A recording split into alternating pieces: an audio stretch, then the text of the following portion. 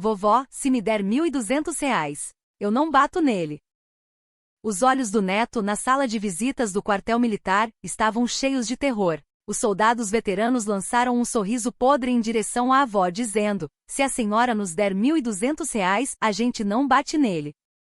Um único telefonema ecoou da ponta dos dedos da avó. Ricardo Silva, te dou 10 minutos. Venha voando. Naquele instante, do lado de fora da sala de visitas, sirenes soaram e 2 estrelas correram em direção à avó.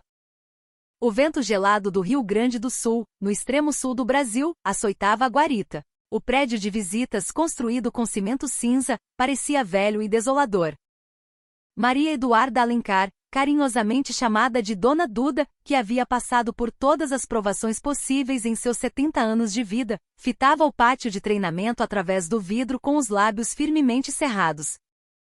O canto de seus olhos estava coberto pelas rugas do tempo, mas o brilho dentro deles ainda era feroz.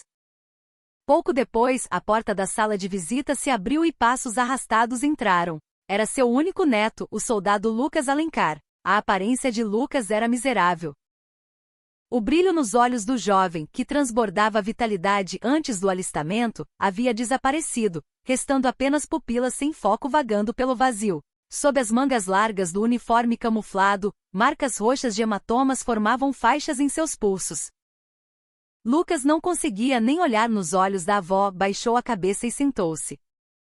Até o movimento de sentar parecia antinatural. Parecia haver alguma dor nas nádegas ou na parte interna das coxas. Dona Duda sentiu instintivamente que o corpo do neto não estava normal.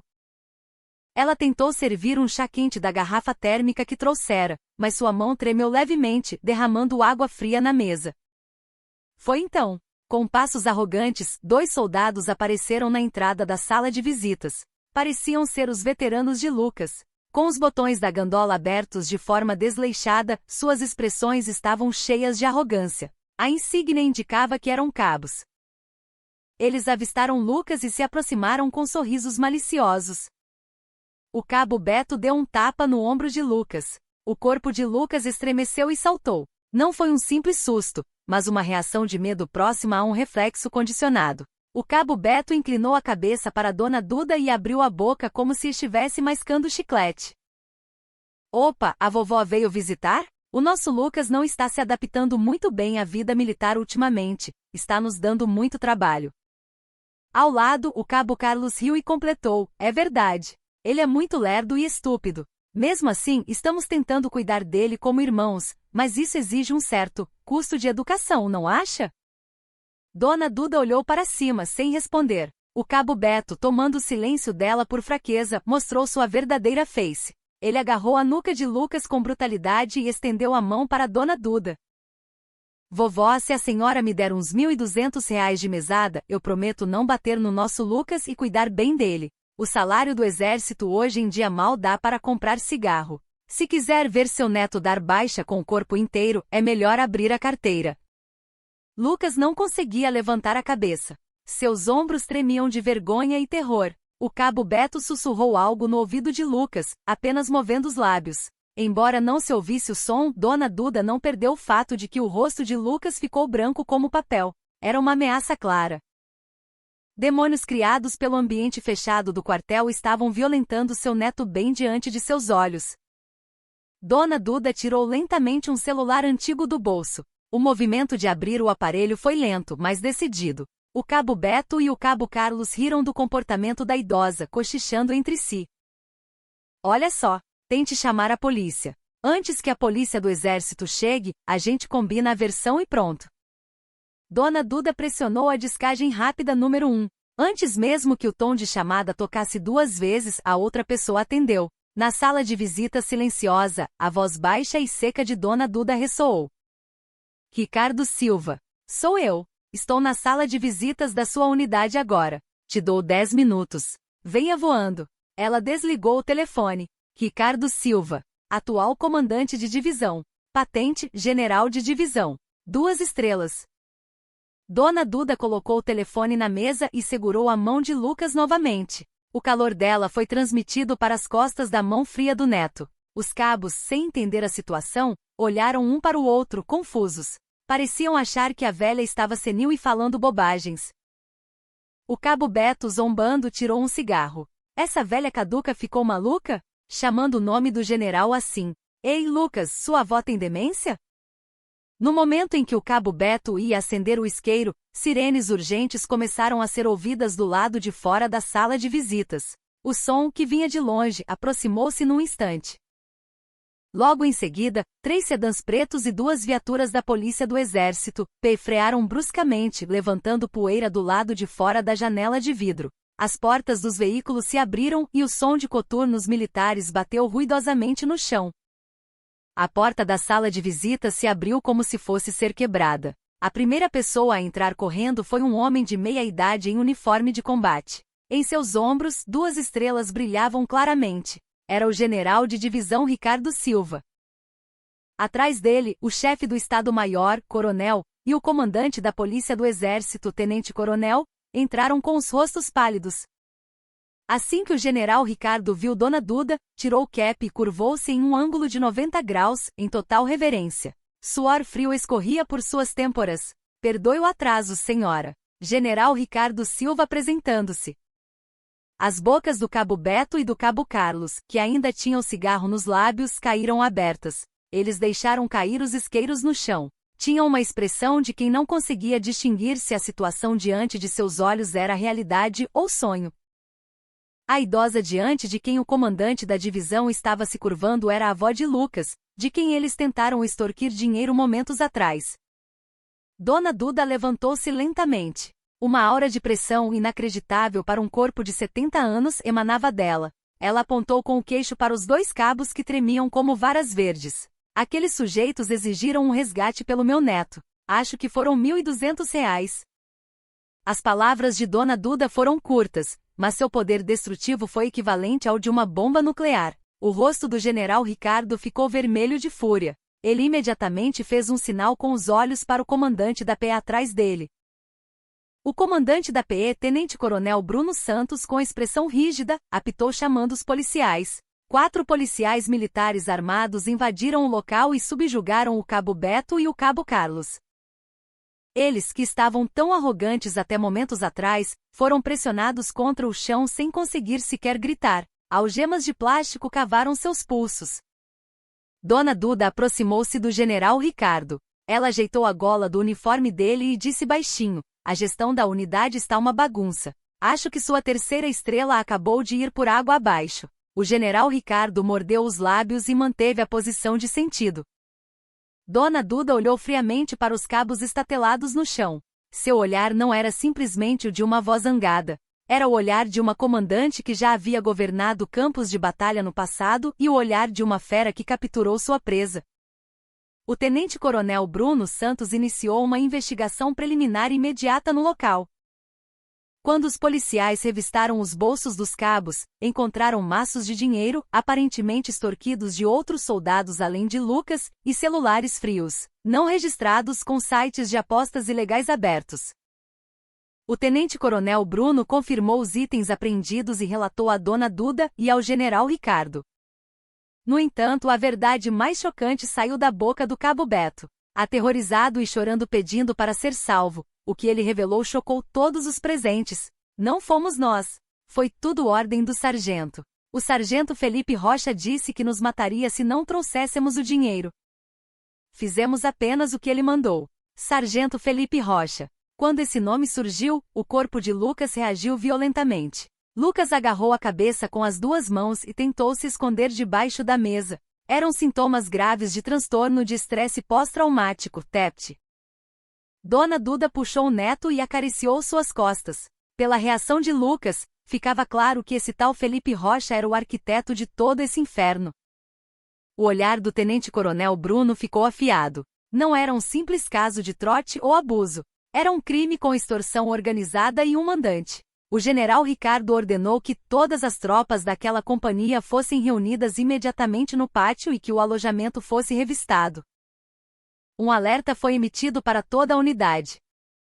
Dona Duda afastou-se de Lucas, que chorava, e olhou para o general Ricardo. Investigue a fundo. Se esconderem um único fio de cabelo, eu mesma arrancarei sua farda. O general Ricardo prestou continência mais uma vez.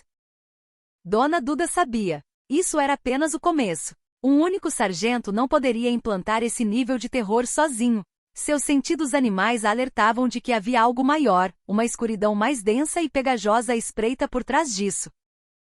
Dona Duda pensou enquanto via os 2 cabos sendo levados para a viatura da PE. Vou fazer vocês sentirem na pele o quão cruel é o preço por terem tocado no meu neto. Ela manuseou outro celular no bolso. Era um telefone de segurança especial conectado diretamente à rede interna militar. Ela finalmente pressionou o botão de ligar do telefone que nunca havia ligado desde sua aposentadoria. O logotipo vermelho apareceu na tela. Era a marca de uma unidade fantasma não registrada em nenhum lugar do Ministério da Defesa. A estrela silenciosa começou a queimar em vermelho novamente.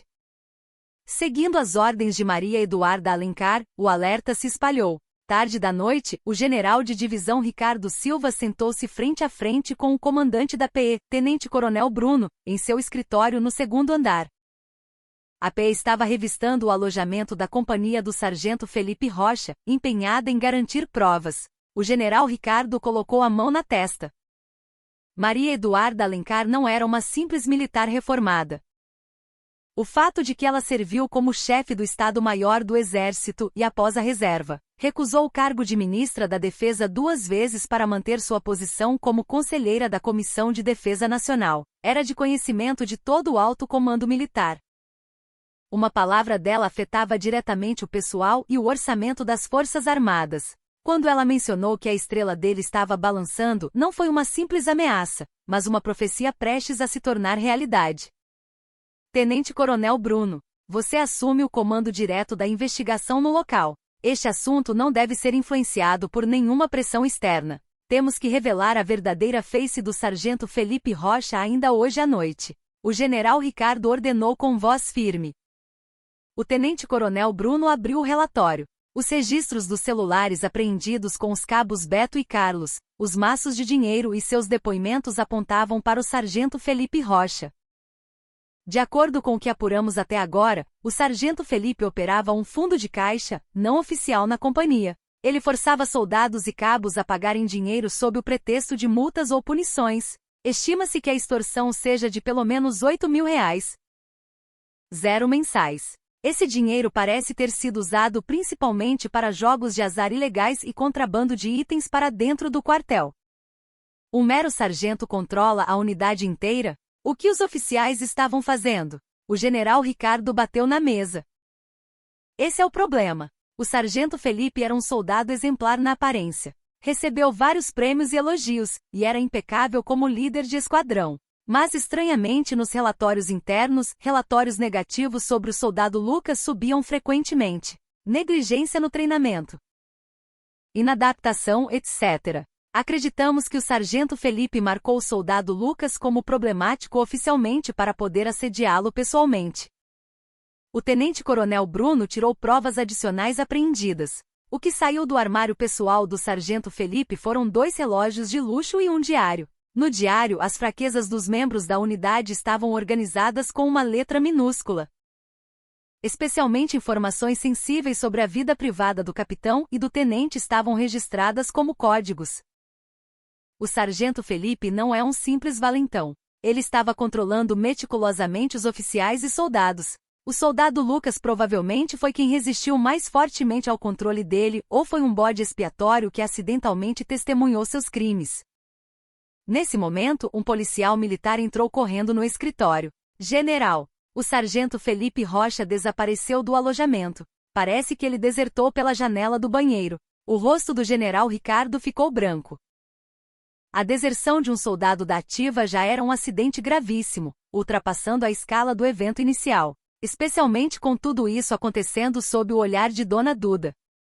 O general Ricardo levantou-se num salto. Mobilizem todas as tropas, ativem as equipes de busca, peçam cooperação à Polícia Militar e à Polícia Rodoviária Federal. Peguem esse desgraçado a qualquer custo. O tenente-coronel Bruno saiu apressado do escritório. Quando ele segurou o diário de Felipe, um pequeno pedaço de papel dobrado deslizou por entre as páginas. Havia apenas 2 palavras escritas no bilhete: dia do julgamento.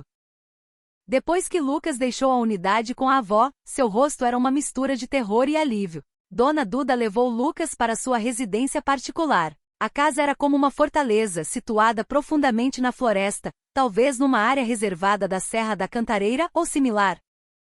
Ela chamou um médico militar de confiança para examinar o estado de Lucas. O diagnóstico foi terrível. Havia sinais de espancamento por todo o corpo, especialmente ao redor da cintura e costelas. Havia contusões graves. As feridas psicológicas eram ainda mais profundas. Lucas encolhia-se ao menor ruído, não conseguia dormir e sofria com a ilusão constante de que alguém o observava. A vida militar, onde violência e extorsão eram cotidianas, transformou o de humano em uma sombra. Dona Duda deitou Lucas e saiu silenciosamente do quarto. Ela dirigiu-se ao seu escritório subterrâneo. Atrás da estante de livros, havia uma porta de aço grossa escondida. Quando ela digitou a senha, a porta se abriu, revelando uma sala de controle cheia de equipamentos de comunicação e documentos. Dona Duda pegou o telefone seguro e conectou-se a algum lugar. Chefe Tiago, o assunto já não é mais algo que a PE da divisão possa lidar. O que meu neto Lucas passou não foi um simples trote, foi uma destruição intencional. O general Ricardo está se movendo, mas o apoio por trás desse sargento Felipe não é comum. Preciso que sua equipe se mova. Uma voz baixa respondeu do outro lado da linha. Às suas ordens, general. Estávamos aguardando em prontidão. Os olhos de Dona Duda brilharam. O título general, usado por ele, era algo especial, usado apenas por seus antigos membros da organização, não pelos da ativa. Caçem o Felipe. E descubram o que ele esconde e todas as forças que o protegem. Vou arrancar as raízes e fazê-los pagar por terem tocado no meu neto. O nome desta operação é Cemitério de Estrelas. Assim que a ordem de Dona Duda foi dada, a enorme sombra que dormia sob a superfície começou a se mover. Passaram-se 5 horas desde que o sargento Felipe desertou. A polícia do exército liderada pelo tenente-coronel Bruno fechou todos os postos de controle ao redor da divisão e lançou uma grande operação de busca, mas não havia sinal do sargento. Era como se ele tivesse desaparecido como fumaça. O tenente-coronel Bruno chamou novamente os cabos Beto e Carlos para interrogatório. Os dois estavam em pânico total com a notícia da deserção. Seus depoimentos logo revelaram a meticulosidade e astúcia do sargento. O sargento Felipe não nos mandou apenas extorquir dinheiro. Ele tinha vídeos. Vídeos de nós assediando os recrutas. Fizemos tudo o que ele mandou. Se não, ele disse que enviaria nossos vídeos para nossos pais. O cabo Beto vomitou as palavras chorando. Isso ultrapassava a simples extorsão. Era um crime digital e um meio de controle. O tenente-coronel Bruno estava convencido de que Felipe havia construído um sistema de controle maligno. E no centro desse sistema estava o soldado Lucas. Como o soldado Lucas foi controlado pelo sargento? Havia alguma razão especial para ele dar tanto sofrimento ao Lucas? Perguntou Bruno asperamente. O cabo Carlos mordeu os lábios e hesitou. Isso eu não sei. Mas o Lucas nunca se curvou totalmente ao sargento. Os outros pagavam e apanhavam e pronto, mas o Lucas resistia todas as vezes. O sargento odiava isso. Ele sempre dizia, tenho que pisar nesse bastardo até quebrar a alma dele. Para Felipe, Lucas não era apenas uma presa, mas um alvo que desafiava sua autoridade, e ele queria demonstrar seu poder destruindo-o completamente. Enquanto isso, na sala de controle secreta de Dona Duda, o chefe Tiago operava separadamente da PE. Tiago era, na superfície, o CEO de uma empresa de consultoria de segurança, mas na verdade era o homem no topo da rede de informações que Dona Duda construiu ao longo de décadas. Eles já haviam identificado perfeitamente o perfil e o histórico do sargento Felipe Rocha. Sargento Felipe Rocha. Seu pai é o senador Paulo Rocha, um peso pesado do Partido Governista e membro da Comissão de Defesa Nacional. O senador Rocha era famoso por denunciar corrupção militar, um linha dura que liderava reformas. Por fora, um político limpo; por dentro, alguém capaz de exercer pressão secreta sobre os militares para encobrir os problemas do filho. Obtivemos todos os registros de comunicação e transações financeiras do sargento. Como esperado, logo após a deserção, ele tentou contatar o pai através de um mensageiro criptografado usando um IP estrangeiro. E de acordo com o que apuramos, O local para onde o sargento se dirigiu após a fuga não foi para longe, mas para encontrar um homem. Mendes, ex-forças especiais que deu baixa há 2 meses. Atualmente, ele trabalha como segurança da fundação gerida pelo senador Paulo Rocha. O senador mobilizou sua segurança privada para esconder o filho. Esse fato mudava completamente a natureza do caso. Não era um trote militar, mas uma tentativa organizada de encobrimento criminoso envolvendo um político e militares. Revelar isso significaria um grande escândalo envolvendo uma figura política importante. Dona Duda fechou os olhos e pensou profundamente. Tocar no senador Rocha significava uma guerra política além de sua vingança pessoal. Ela não hesitou. Não podemos tocar no senador Paulo Rocha diretamente agora. Seria muito barulhento. Em vez disso, peguem o Felipe, encontrem onde o Mendes o escondeu, e garantam os registros de vídeo onde o sargento assedia e humilha o Lucas. Dona Duda fixou o olhar no grande mapa do Brasil no centro do escritório. Ela lembrou da frase dia do julgamento no diário. Assim como tentaram destruir Lucas, ela estava pronta para destruir tudo o que eles tinham. Nós o pegaremos antes que o tenente-coronel Bruno chegue ao sargento. No momento em que se souber que o senador está escondendo o filho, ele se autodestruirá. O chefe Tiago curvou a cabeça e saiu da sala de controle. Dona Duda verificou mais uma vez o quarto onde Lucas estava deitado. A imagem do neto soluçando levemente, ainda atormentado por pesadelos. Esta luta começou nas feridas de Lucas, mas agora se tornaria uma cirurgia para remover a escuridão enraizada profundamente na política e no exército brasileiro. Dona Duda começou a despertar todo o seu poder de combate adormecido. O sargento Felipe Rocha escondeu-se em um flat discreto na periferia de São Paulo, com a ajuda de Mendes. O flat estava em nome de um antigo gerente de Caixa 2 do pai, o senador Paulo Rocha. Trancado no espaço apertado, o sargento sofria de ansiedade. Ele tentou ligar a TV, mas Mendes bloqueou o sinal, controlando todas as informações externas. Seu pai disse para resolver isso o mais silenciosamente possível. A polícia do exército vai desistir em alguns dias. Até lá, não dê um passo fora daqui. Mendes disse friamente, segurando um rádio no corredor. Felipe sentou-se encostado na parede, com dificuldade até para respirar. Ele sabia a dimensão dos crimes que cometeu e estava com medo. Extorquir dinheiro e usar violência dentro do quartel era rotina. Mas ele nunca imaginou que a avó daquele recruta faria um general de divisão correr até lá em 10 minutos. Sua mente estava cheia dos olhos trêmulos de Lucas e do olhar gélido de Dona Duda. Aproveitando o momento de distração de Mendes, Felipe tirou um pequeno gravador que havia escondido no bolso. O gravador continha a conversa que teve com o pai pouco antes de desertar. O pai, senador Rocha, prometeu pressionar a promotoria militar para libertá-lo sem acusações se ele ficasse escondido por um tempo. Felipe acreditava que este gravador era seu seguro de vida. Se o pai o abandonasse, ele vazaria o arquivo e afundaria junto com ele. Foi exatamente nesse momento que a energia de todo o prédio do flat caiu de repente. É um apagão. Fique quieto. Mendes gritou para Felipe, sacando a arma imediatamente. Do lado de fora, o chefe Tiago e 2 agentes da equipe privada de Dona Duda se moviam. Eles usavam equipamentos de infiltração de alta tecnologia que a PEI não possuía. O corte de energia foi o primeiro passo. Tiago já sabia que Felipe estava escondido ali há 3 horas. A rede de busca da PEI foi desviada pelas informações falsas do senador, mas a rede privada de Dona Duda rastreou a rede financeira do senador até este esconderijo. Tiago instruiu pelo rádio, entrada. Deixem o segurança para depois, garantam a rota alternativa. O alvo é o sargento Felipe. Subjuguem sem matar e garantam todos os dispositivos de armazenamento que ele tiver. Os agentes escalaram a tubulação de gás na lateral do prédio num instante e aproximaram-se da janela do 4º andar. Usaram um dispositivo de sucção em vidro especial para remover o vidro silenciosamente. Mendes estava focado na situação do apagão no corredor e não percebeu o movimento na janela. Quando os agentes entraram no quarto, Felipe estava encolhido no chão. Ao tentarem dominá-lo, Felipe agarrou o gravador e resistiu desesperadamente. Não dou isso. Isso é minha vida.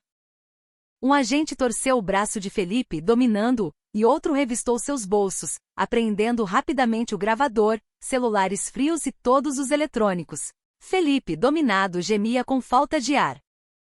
Ele sentiu um terror ainda maior ao perceber que foi pego por uma organização privada, não pela polícia ou exército. Enquanto isso, no andar de baixo, o caos reinava devido ao apagão. Quando Mendes desceu para verificar a situação, Tiago levou Felipe pelo terraço até um helicóptero preparado, movendo-se rapidamente. Longe do flat, Tiago reportou a Dona Duda, alvo garantido. Dispositivos de armazenamento também garantidos. Movendo para a base especial. Aguardando próximas instruções. Dona Duda desligou o telefone especial com um sorriso satisfeito. Sua caçada era sempre rápida e limpa. Agora Felipe estava fora do escudo de proteção do pai e era apenas uma presa nas garras de Dona Duda. O sargento Felipe Rocha foi trancado em uma instalação de isolamento ao lado da sala de controle no subsolo da casa de Dona Duda. Era uma sala perfeitamente à prova de som, sem janelas. Felipe tremia de medo extremo. Dona Duda analisou os arquivos de gravação e eletrônicos de Felipe garantidos por Tiago. Especialmente os arquivos de vídeo atormentando o soldado Lucas inflamaram a fúria de Dona Duda. No vídeo, Lucas sofria espancamentos terríveis, e os cabos Beto e Carlos aplicavam torturas cruéis sob as ordens do sargento. A voz de Felipe, que parecia sentir prazer enquanto filmava Lucas sofrendo, estava gravada. Dona Duda fechou os olhos. Sua vida foi marcada pelo sacrifício e serviço à pátria. Mas o fato de seu neto de sangue ter sido tão miseravelmente pisoteado no lugar onde cumpria o dever imposto pelo Estado destruiu todas as suas crenças. Dona Duda ligou para o general Ricardo. Ricardo, eu peguei o Felipe Rocha. Não pergunte a localização. A partir de agora, você deve iniciar a investigação da promotoria militar com base nas provas que eu lhe der. O general ficou em silêncio por um momento. Ele já havia recebido vários telefonemas e ameaças do senador Paulo Rocha. O senador alegava que seu filho fora sequestrado e criticava a incompetência da polícia do exército. Senhora, o senador está pressionando até o ministro da Defesa através de mim. Se divulgarmos essas provas, haverá uma tempestade política. A senhora vai aguentar isso? Perguntou o general cautelosamente. A voz de Dona Duda era fria como gelo. Aqueles que não conseguiram me aguentar tiraram a farda e saíram. Este vídeo contém assassinato de caráter intencional e agressão física contra o soldado Lucas. Vou usar isso para levá-lo à corte marcial e, ao mesmo tempo, como meio para acabar com a vida política do senador Paulo Rocha. Deixe a promotoria militar pronta agora mesmo. Dona Duda encerrou a chamada e dirigiu-se à sala onde Felipe estava preso. O sargento tremia na sala estreita. Quando Dona Duda abriu a porta e entrou, ele caiu de joelhos. Quem é a senhora? Por favor, me salve. Eu errei. Felipe implorou. Dona Duda inclinou-se para ficar na altura dos olhos dele. Sua expressão era perfeitamente inexpressiva. Eu sou a vida do soldado que você pisoteou. E também sou o símbolo de toda a hierarquia militar e justiça em que você se apoiou através do seu pai para pisotear os outros. Dona Duda tocou o áudio de Felipe no gravador. A voz dele insultando e zombando de Lucas ecoou na sala. Ao ouvir sua própria voz, Felipe tapou os ouvidos e soluçou. A dor que você infligiu a Lucas, a vergonha que ele sentiu. Você pagará o preço. Seu pai deve achar que se te entregar à promotoria militar tudo acaba. Mas eu vou te dar o dia do julgamento. O desespero passou pelos olhos de Felipe. Ele percebeu que o gravador em sua mão havia se tornado a corda que apertava seu pescoço. Dona Duda selou as provas obtidas, o USB com os vídeos de agressão e as gravações das conversas com o senador. E instruiu o chefe Tiago a enviar essas provas para a equipe de auditoria especial direta do ministro da Defesa, não pelos canais oficiais regulares, pois não podia descartar a possibilidade de influência do senador na corte militar e promotoria. Na manhã seguinte, as provas enviadas por Maria Eduarda Alencar viraram o Ministério da Defesa de cabeça para baixo. A crueldade dos vídeos de agressão chocou todos os oficiais. Além disso, a gravação provando que o senador ajudou sistematicamente na deserção e ocultação do filho foi um golpe fatal na honra do exército e na moralidade do político. Os canais de notícias reportaram simultaneamente o caso de deserção e agressão do filho do senador.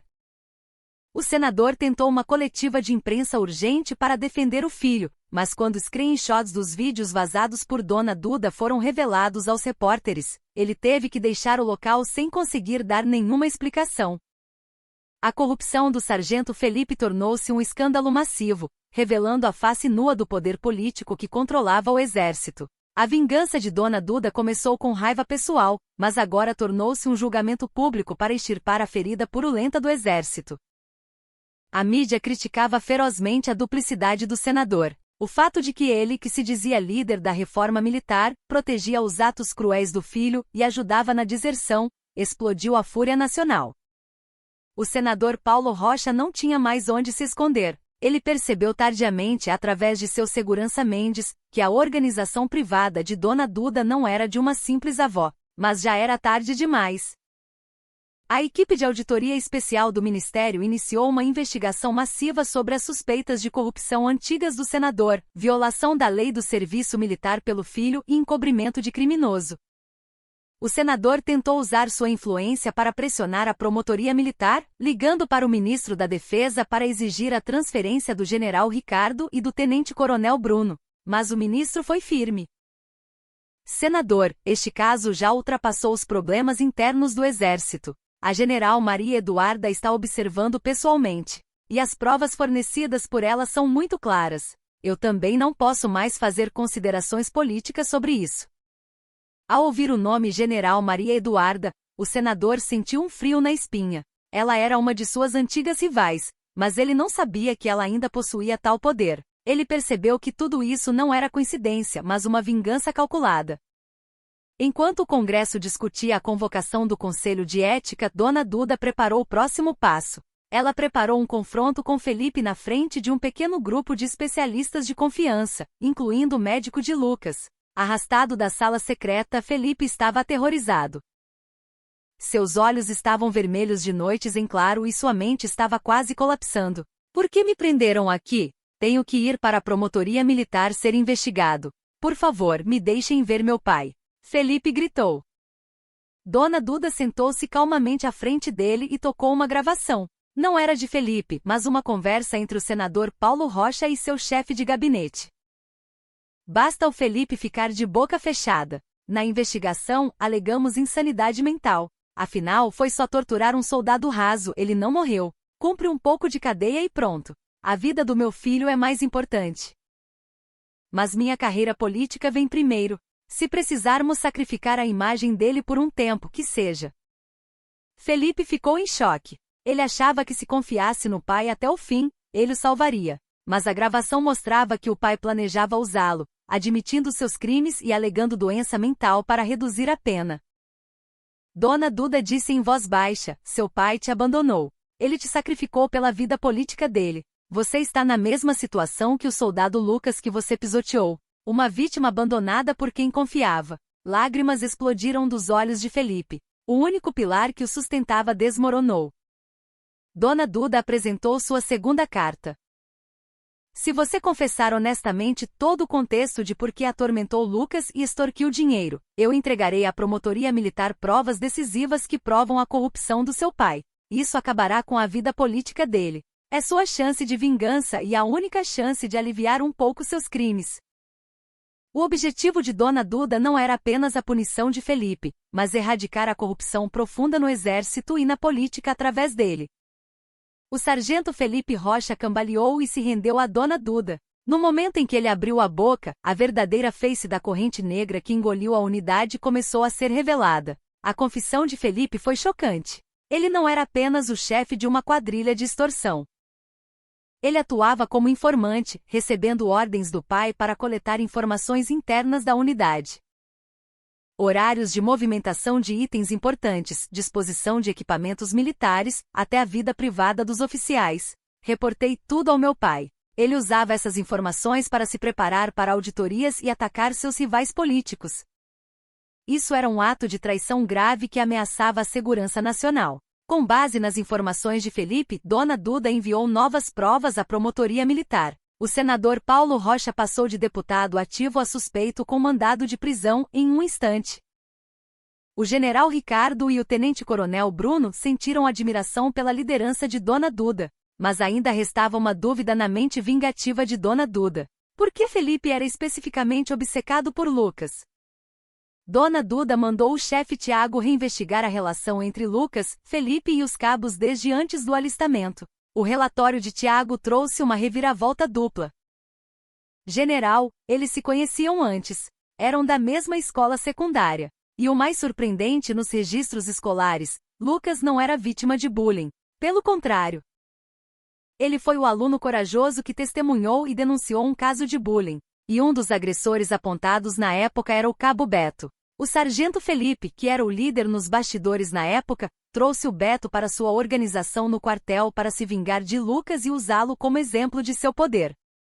O ódio de Felipe começou com o desejo de vingança contra o amigo que protegeu a vítima e denunciou o agressor. Lucas estava sendo punido por sua justiça. Então ele queria destruir a própria justiça de Lucas. A voz de Dona Duda tremeu. Mas havia mais. Tiago apresentou o último relatório. E mais uma coisa.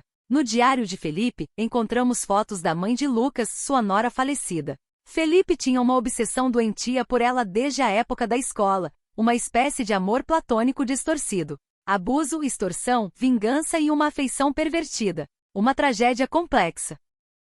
Dona Duda finalmente entendeu todos os elos dessa corrente infernal. Agora só restava o julgamento final.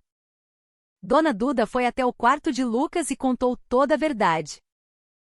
O mal sempre busca uma razão, mas a razão está sempre no próprio mal. Felipe queria te destruir porque achava que você era mais forte que ele. Sua justiça, sua coragem e até o desejo distorcido dele pela sua mãe. Tudo isso virou motivo para te pisotear. Lucas chorou por muito tempo. Não era choro de desespero, mas a explosão de emoções reprimidas. Você não é um perdedor. Você é a testemunha corajosa que quebrou a corrente do mal. Agora você deve ter a força para julgar esses demônios. Com a estabilização de Lucas, Dona Duda enviou o relatório final. O exército iniciou um expurgo massivo. O senador foi preso. Felipe e os cabos foram indiciados na corte marcial com pedidos de pena máxima. O general Ricardo pediu demissão, mas Dona Duda o impediu, ordenando que ele dedicasse sua vida a reconstruir a unidade e curar as vítimas. Mas a intuição de Dona Duda não estava satisfeita.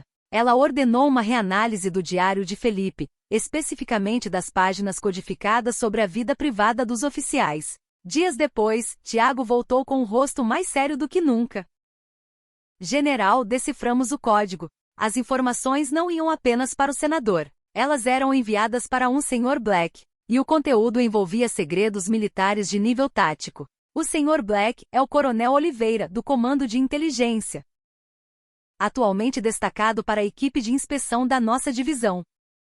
O coração de Dona Duda gelou. Um coronel da inteligência vazando segredos militares através de um sargento.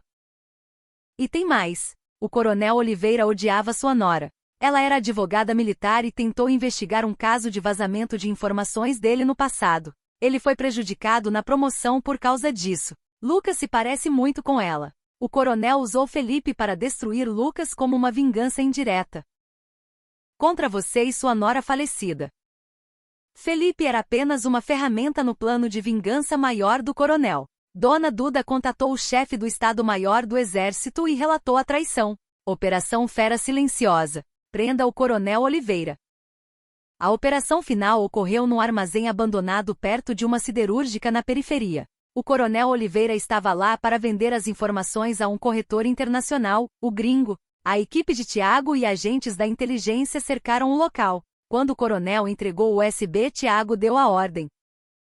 Granadas de luz explodiram. O coronel tentou reagir, gritando o nome de Dona Duda, mas foi baleado no braço por Tiago e imobilizado. O Gringo e seus capangas também foram presos. A vingança de Maria Eduarda Alencar estava completa. O senador se autodestruiu, o filho foi preso, e o traidor Coronel Oliveira foi capturado. O sofrimento de Lucas tornou-se a lâmina que cortou todos esses elos podres. Um ano depois, o exército brasileiro passou por reformas massivas baseadas no relatório de Dona Duda. O general Ricardo transformou sua divisão em um modelo de respeito. O tenente-coronel Bruno limpou a polícia do exército. O senador e seu filho cumpriam penas longas. Lucas, dispensado com honras, voltou para a faculdade. Ele não tinha mais pesadelos. 2 anos depois, na formatura de Lucas em Direito, Dona Duda, o general Ricardo, agora promovido a general de exército 4 estrelas, e Lucas estavam juntos. Vovó, obrigado por me proteger. Lucas, você se protegeu. Sua justiça atraiu o mal, mas também trouxe a cura. Agora vai e espalhe sua influência. Ela lhe deu uma caneta tinteiro com a inscrição: coragem que não se cala. Naquela noite, Dona Duda parou em frente à porta de aço de seu escritório secreto. Ela prestou uma última continência. A porta se fechou. A fera silenciosa não era mais necessária. No dia seguinte, Lucas sentou-se em sua nova mesa para estudar para o exame da OAB.